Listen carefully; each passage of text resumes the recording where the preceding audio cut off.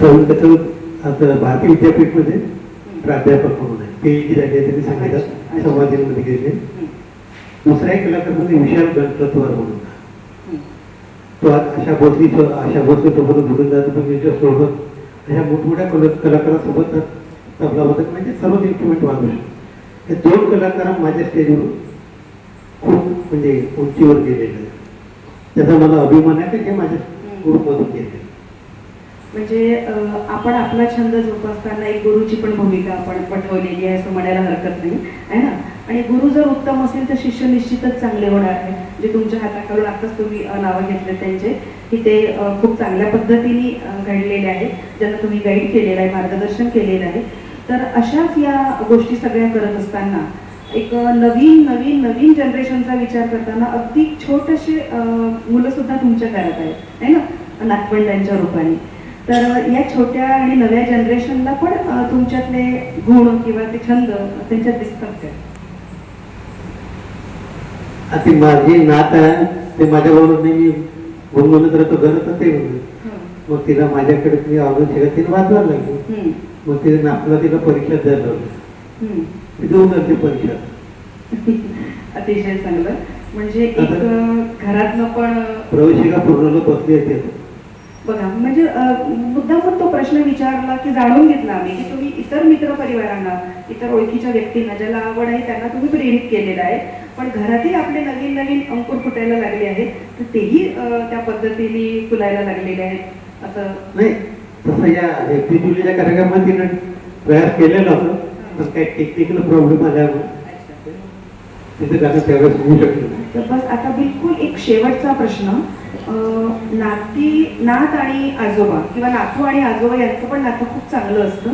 तर जसं सुरेखाजींसाठी पण गाणं झालं, मित्रांसाठी पण झालेलं आहे, तर आपल्या नातींसाठी पण तुम्ही कधी एखादं चांगलं गाणं घरामध्ये आवडीने गुणगुणत असाल की तिला आवडेल असं, तर एखादं आजोबांच्या रूपाने, आता बंडूजी देते व्हॉइस ऑफ मेलोडीचे संस्थापक म्हणून नाही, ॲज अ आजोबा म्हणून तुम्ही तुमच्या नातींसाठी जे गाणं गुणगुणता ते आम्हाला बिलकुल शेवटच्या प्रश्नामध्ये ते गाणं आम्हाला ऐकायचं आहे या प्रश्नरूपाने.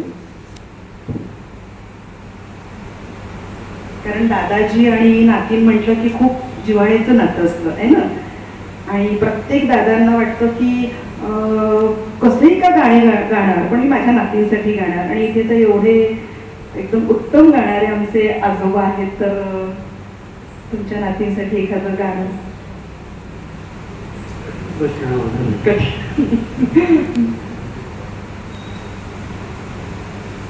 सोपा प्रश्न आहे तुम्ही, किंवा कोणता पण म्हणा, असं काही नाही की तिला आवडेल असं कुठलंही गीत म्हणा की तिला ते आवडत असेल. माझ्या या मुलाखतीचा बिलकुल शेवटचा प्रश्न होता आणि मी तो तुम्हाला अडचणीत टाकून दिलेला आहे, पण मला नाही वाटत की ती अडचणीच आहे. खूप विचार करत आहे की माझ्या नातीला नेमकं कोणतं गाणं आवडत असावं की मी जिथे प्रेझेंट करू. एकदा टाळ्या झाल्या पाहिजे.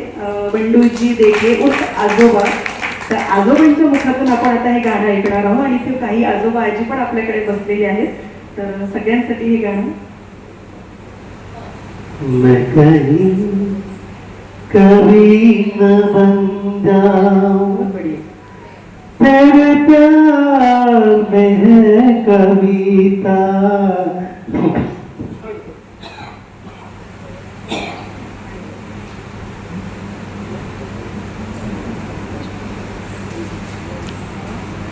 ठीक आहे, तुम्हाला जे योग्य वाटतं ते घ्या.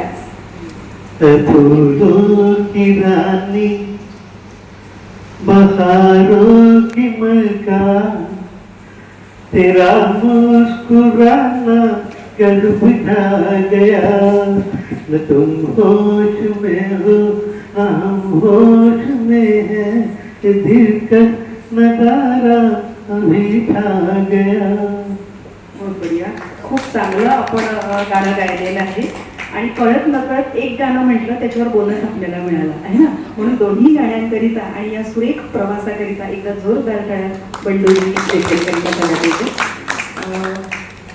सर्वप्रथम मी इथं सृजनवारीच्या माध्यमातून मी आपल्यासमोरचे उपस्थित झालो.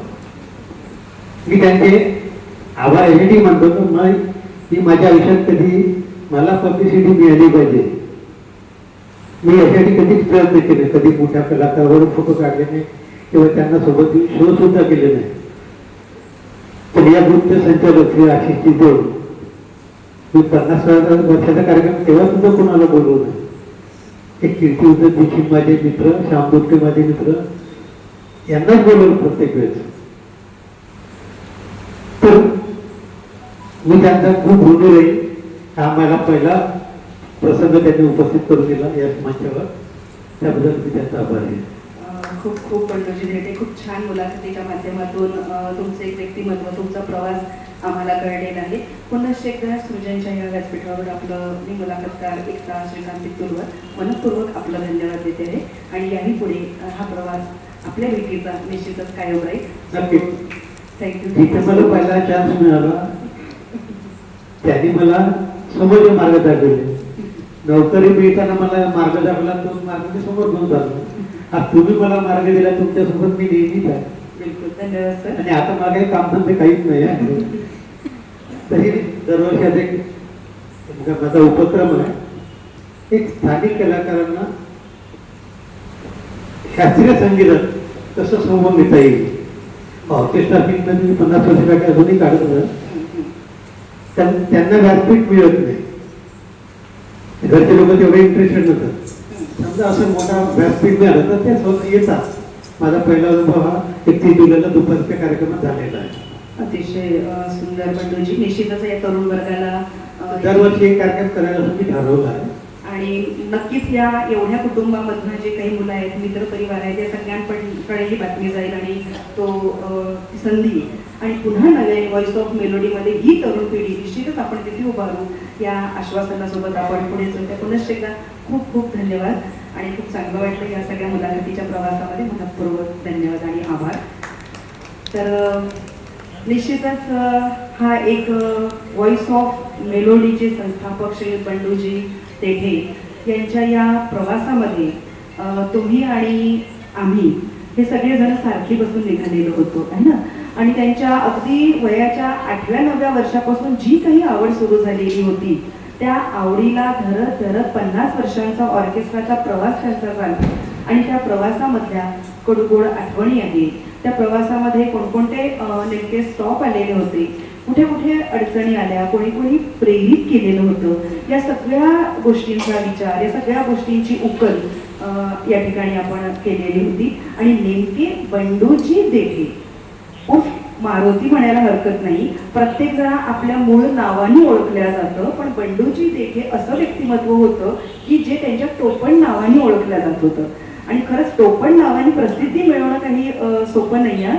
पण जिल्ह्यात नाही, जिल्ह्याच्या बाहेर, राज्यात नाही, राज्याच्या बाहेर जर मारुती ओळखला गेला असेल तो फक्त बंडूजी देठे या नावाने.